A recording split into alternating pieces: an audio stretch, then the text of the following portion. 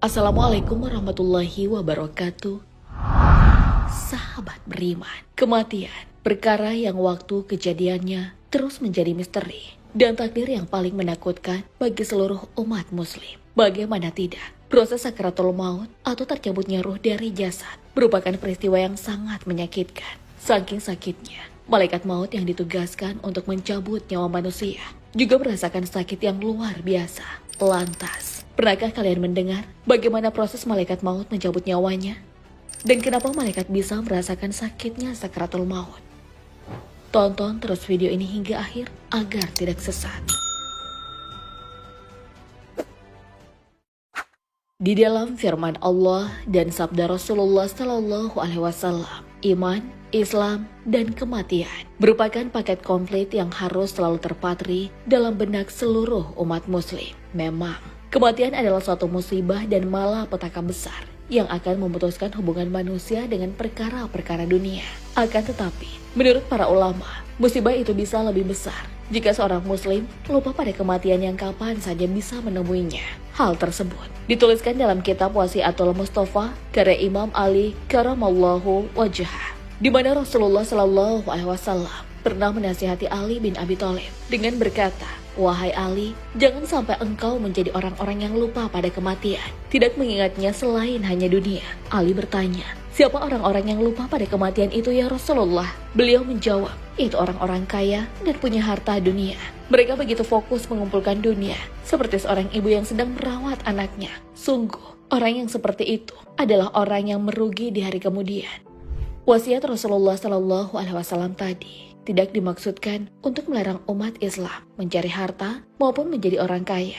Namun jangan sampai harta kekayaan yang dimiliki hanya digunakan untuk kesenangan dunia dan berfoya-foya yang dapat membuat kita lupa dengan kematian serta kehidupan yang lebih kekal, yaitu kehidupan akhirat. Apalagi pada salah satu ayat di dalam Al-Quran, Allah Subhanahu wa Ta'ala sama sekali tidak pernah melarang hambanya untuk bersenang-senang di dunia ini selama perkara akhirat tidak dilalaikan. Sebagaimana Allah Subhanahu wa Ta'ala berfirman, "Dan carilah apa yang telah dianugerahkan Allah kepadamu untuk kehidupan akhirat, dan janganlah kamu melupakan kebahagiaan dari kenikmatan duniawi. Maka berbuat baiklah sebagaimana Allah telah berbuat baik kepadamu, dan janganlah kamu berbuat kerusakan di bumi. Sesungguhnya Allah tidak menyukai orang-orang yang berbuat kerusakan." Al-Quran Surah Al-Qasas ayat 77.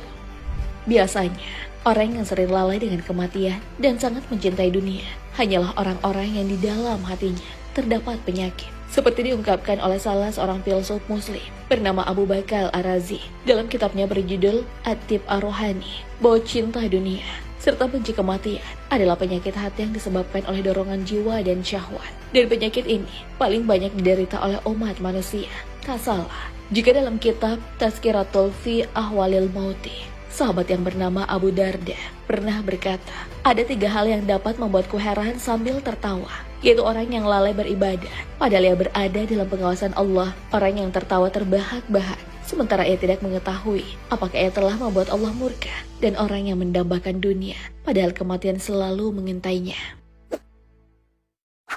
Sebenarnya, jika menelisik lebih jauh lagi, kematian yang sering ditakuti oleh sebagian orang bukan hanya karena perkara tersebut dapat memutuskan hubungan manusia dengan perkara dunia, tetapi adanya peristiwa sakaratul maut yang begitu menyakitkan dan menjadi momok paling menakutkan. Emang tak bisa dipungkiri, pedihnya proses sakaratul maut akan dirasakan seluruh hamba Allah tanpa memandang jabatan atau gelar nabi sekalipun. Seperti kisah yang termaktub dalam kitab Arya Ayah Al-Hukukillah, bahwa sesungguhnya Allah Subhanahu wa Ta'ala bertanya kepada Nabi Ibrahim dan Musa alaihissalam. Pertama, Allah menanyai Nabi Ibrahim, "Wahai kekasihku, bagaimana yang kamu rasakan saat kematian menjemput?" Nabi Ibrahim menjawab, "Seperti sebatang besi panas yang ditempelkan pada kapas yang basah, kemudian ditarik berulang kali." Allah bertanya lagi, "Wahai Musa, bagaimana kematian yang kamu rasakan?" Nabi Musa menjawab, "Aku dapati diriku seperti seekor kambing yang dikuliti hidup-hidup oleh seorang tukang jagal." Bahkan dalam sebuah kitab Al-Hilyat Al-Auliyah, Rasulullah Shallallahu Alaihi Wasallam pernah bersabda, "Demi Allah, yang jiwaku berada di genggamannya. Pandangan mata malaikat maut itu lebih menyakitkan daripada 1000 kali tebasan pedang. Dan setiap peristiwa roh berpisah dari jasad akan terus diikuti oleh pandangan mata. Hadis riwayat Ibnu Majah. Dari hadis tersebut, bisa kalian bayangkan sendiri bagaimana sosok malaikat maut yang hanya dengan pandangan matanya saja dapat memberikan 1000 kali tebasan pedang. Apatah lagi ketika roh manusia ia pegang dan dicabut. Namun siapa sangka, kematian dan sakitnya sakaratul maut tak hanya dirasakan oleh manusia, melainkan juga dialami oleh malaikat sang pencabut nyawa, Israel. Sebagaimana Allah Subhanahu wa Ta'ala berfirman, "Dan ditiuplah sangkakala, maka matilah siapa yang di langit dan di bumi, kecuali siapa yang dikehendaki Allah." Kemudian sangkakala ditiup untuk kedua kalinya. Maka semua yang mati dibangkitkan untuk menunggu perhitungan amalnya masing-masing. Al-Quran, Surah Az-Zumar ayat 6-8.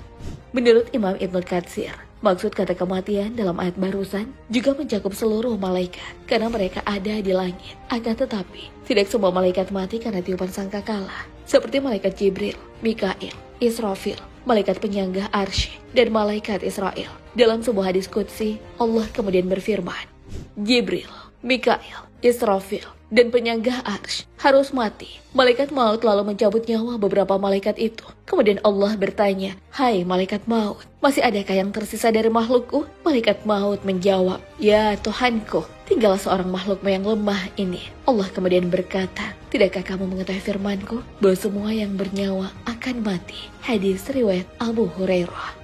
Setelah malaikat maut disinggung oleh Allah, jika tak ada makhluk yang kekal di dunia ini, dia pun mulai mencabut rohnya sendiri. Akan tetapi, ketika malaikat maut mencabut rohnya, tiba-tiba ia berteriak sekencang-kencangnya.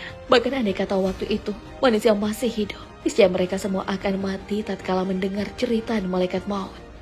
Ibnul Arabi menjelaskan bahwa setelah seluruh makhluk mati, malaikat Israel diperintahkan oleh Allah untuk mencabut nyawanya sendiri. Dan ia berkata, "Demi kekuasaan Engkau ya Allah, seandainya sejak dari dulu aku tahu betapa sakitnya tekanan sakaratul maut, maka sungguh aku tidak mau mencabut nyawa seorang mukmin." Dalam kitab Syarh Asy-Syudur dituliskan bahwa makhluk terakhir yang meninggal ialah malaikat maut, di mana saat seluruh penghuni bumi meninggal dalam kepanikan akibat dahsyatnya bunyi sangkakala, giliran malaikat maut yang mencabut nyawanya sendiri. Bahkan kematiannya lebih parah di antara makhluk Allah. Setelah kehidupan dunia ini berakhir, Allah Subhanahu wa Ta'ala berfirman, "Kepunyaan siapakah kerajaan pada hari ini?" Allah menjawab, "Kepunyaan Allah yang Maha Esa lagi Maha mengalahkan."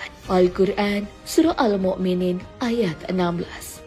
Dari kisah malaikat maut yang merasakan dahsyatnya peristiwa kematian, bukan bermaksud untuk menambah rasa takut pada kematian, melainkan menjadi alarm bagi seorang hamba yang harus terus berbunyi agar mengingatkan kita jika dunia bukanlah segalanya. Ditambah lagi, Khalifah Umar bin Khattab radhiyallahu anhu pernah berkata, "Bersama 10 orang, kami pernah menemui Rasulullah SAW. Lalu salah seorang di antara kami bertanya, 'Siapa orang yang paling cerdas dan mulia wahai Rasulullah?' Beliau bersabda, 'Orang yang paling banyak mengingat kematian dan paling siap menghadapinya. Mereka itulah orang yang cerdas, sebab mereka pergi dengan membawa kemuliaan dunia dan kehormatan akhirat." Hadis riwayat Ibnu Majah. Dengan beberapa dalil yang disuguhkan dalam video ini, umat muslim harus percaya jika kehidupan ini akan berakhir dan amal soleh sebaik-baik penolong di hari kemudian. Sebab percaya kepada utusan Allah, hari akhir dan kematian bukanlah perkara yang merugikan sahabat beriman. Semoga Allah mewafatkan kita dalam keadaan husnul khatimah. Allahu a'lam bishawab. Assalamualaikum warahmatullahi wabarakatuh.